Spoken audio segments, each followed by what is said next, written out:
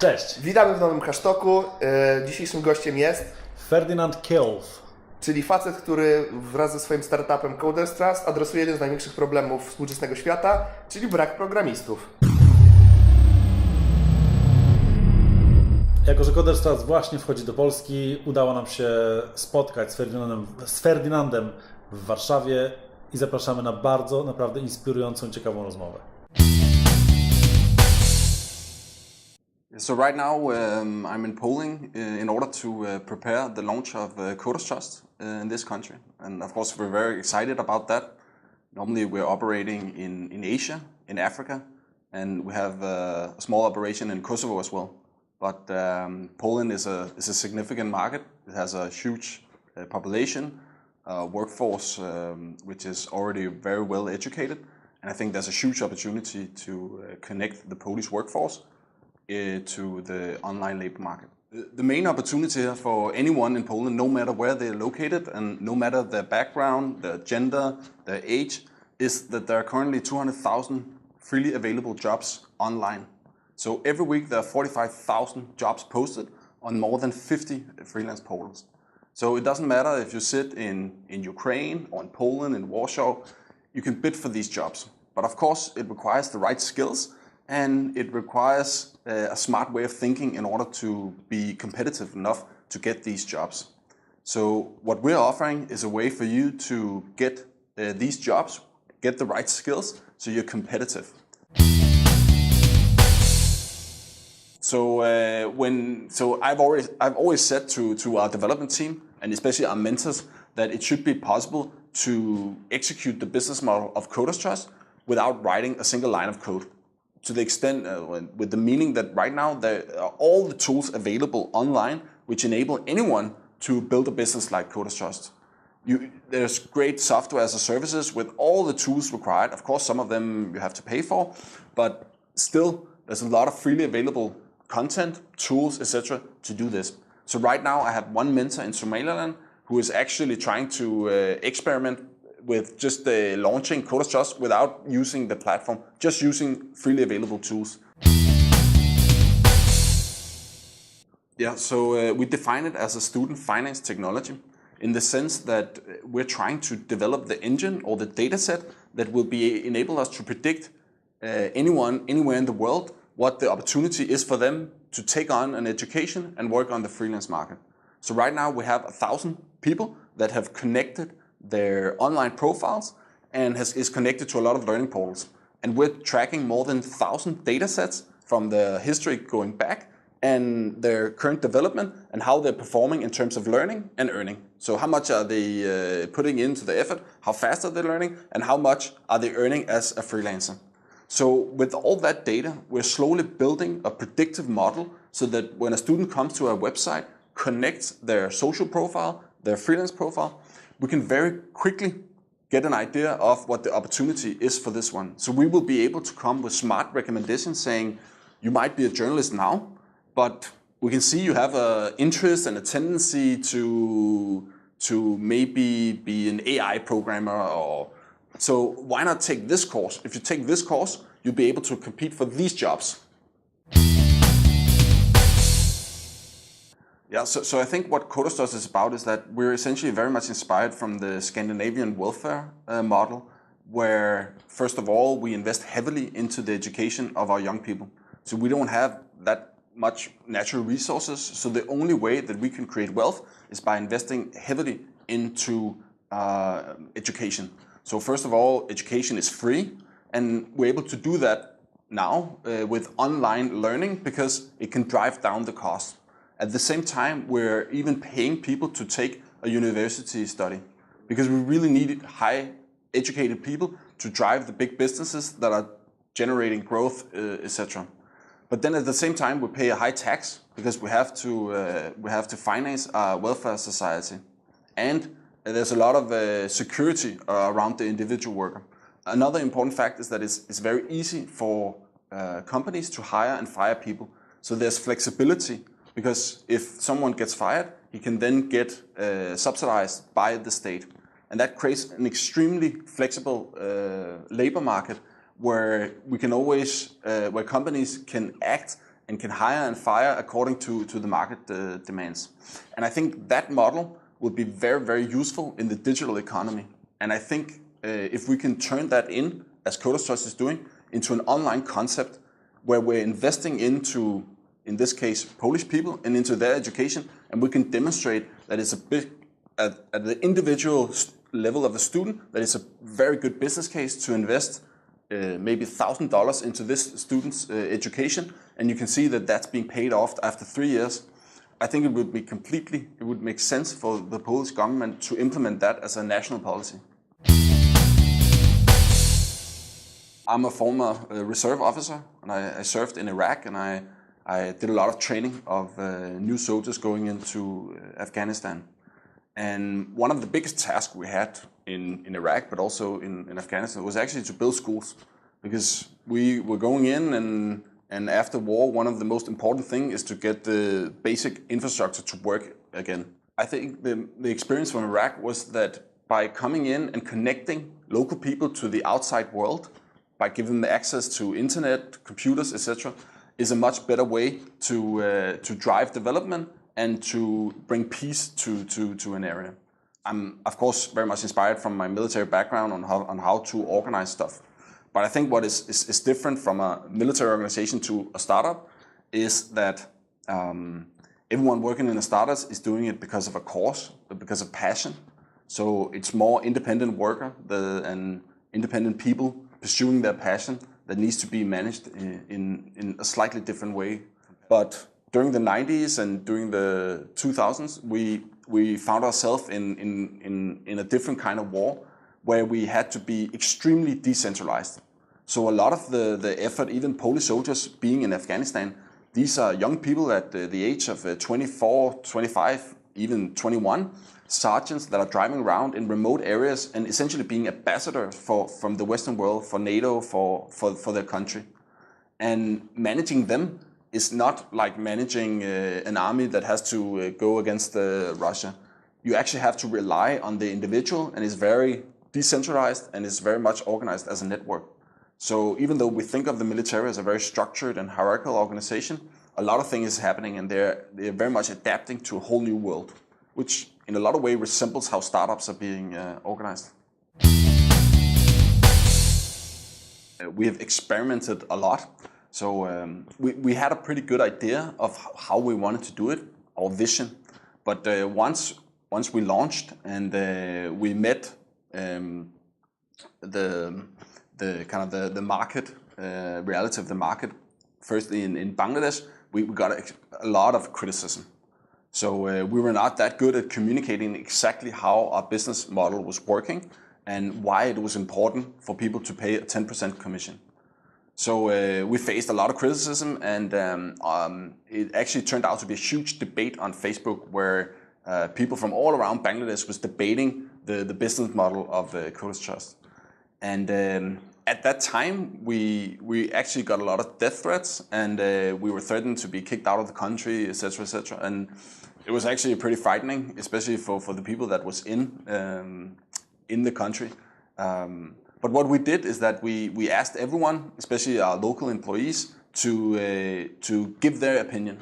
So they started communicating on Facebook through their own profile of what they thought about it, and they tried to explain it in their language and in the way that they saw it.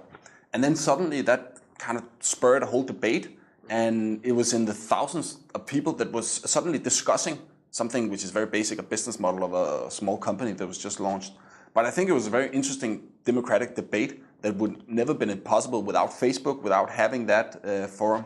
So I think it turned out to be an extremely interesting democratic debate about the role of business, what is fair, how exactly should it be, etc. And I think it also gave a lot of publicity because then it was discussed and people could see and discuss the business model from different perspectives.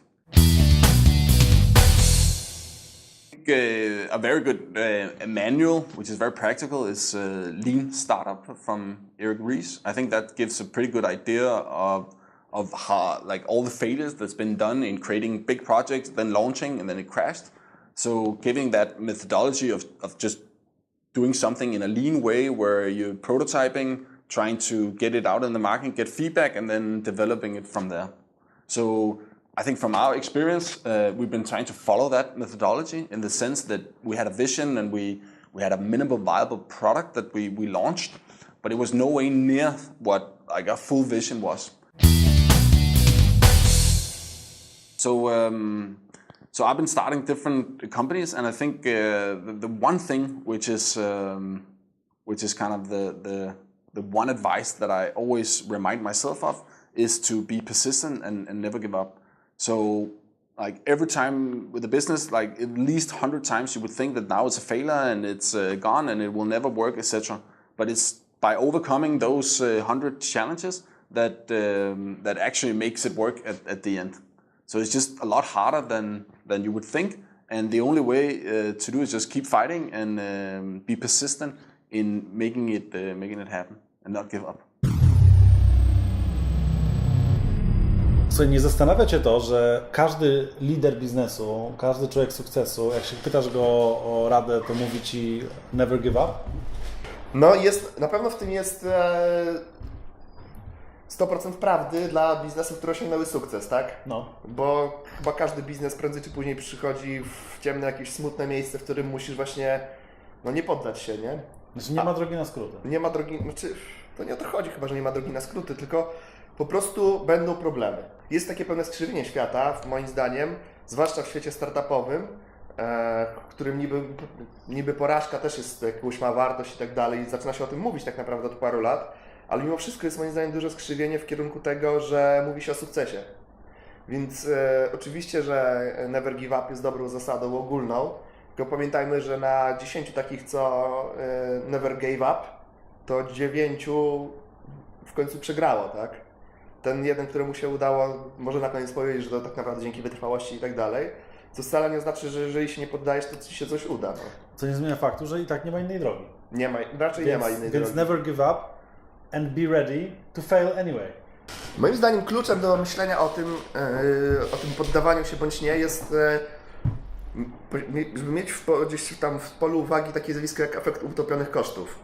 To jest jedna z podstawowych takich błędów poznawczych, jakie ludzie popełniają, polegający na tym, że jeżeli w coś zainwestowałem już na przykład, nie wiem, x godzin, powiedzmy 1000 godzin albo 1000 złotych, no to warto poświęcić jeszcze kolejne 100 zł albo kolejne 100 godzin, żeby dociągnąć to do celu, chociaż już jest widać, że jest kiepsko, ale ludzie mają przekonanie, że jak jeszcze dołożą do tej kubki, jak jeszcze dołożą parę złotych, jeszcze parę godzin, to na pewno będzie sukces. Bo słusznym podejściem jest po prostu traktowanie dnia dzisiejszego jako punkt wyjścia, jako moment startu do wszelkich obliczeń, prognoz. Wiele osób popełnia, mam wrażenie, taki błąd, że właśnie stosuje zasadę never give up, ale z drugiej strony nie zmienia podejścia, tak? Czyli głupotą jest robić coś w ten sam sposób i oczekiwać odmiennych efektów. Tylko dlatego, że się włożyło więcej wysiłku, albo upłynęło więcej czasu, albo wsadziło się więcej pieniędzy. Ale never giving up nie musi oznaczać robienia nawet tego samego. Możesz... Właśnie mam wrażenie, że wiele osób iteruje tak naprawdę cały czas tą samą rzecz. I czeka aż się w końcu załapie. Też jest tak, że to never give up to daje Ci takie poczucie, czyli jest źle, ale robię coś dobrego, tak? I żyjesz w takim przeświadczeniu, że to wszystko ma sens. A trzeba umieć też stanąć z boku i spojrzeć na siebie jako jednak człowieka, który potrafi się mylić, znaczy może się mylić. Byłeś w wojsku kiedyś? Nie. Większość chyba ludzi z naszego pokolenia to raczej w wojsku nie była. No bo w Polsce to jest tak, że wojsko to nie jest powód do dumy, to nie jest coś, że tam wiesz, idziesz i jesteś z tego zadowolony. Na razie. Podejrzewam, że to w dużej mierze jest też dziedzictwo komuny. A w wielu społeczeństwach zachodnich, w Stanach, czy też na przykład właśnie nasz gość, to są ludzie, którzy są dumni z tego, że byli w wojsku. I to jest tak, że to wojsko im też dużo dało im wiedzę o zarządzaniu. To nie jest tylko umiejętność strzelania, tylko umiejętność kierowania zespołem, umiejętność realizacji projektów, umiejętność komunikacji. W Izraelu masz na przykład tak, że masz obowiązkową służbę i dla kobiet, i dla facetów. I być może to jest jakoś tam jedną z przyczyn na przykład tego, że również w Izraelu jest taki rozkwit przedsiębiorczości, technologii i wiesz, tak naprawdę to jest taka druga Dolina Krzemowa, nie?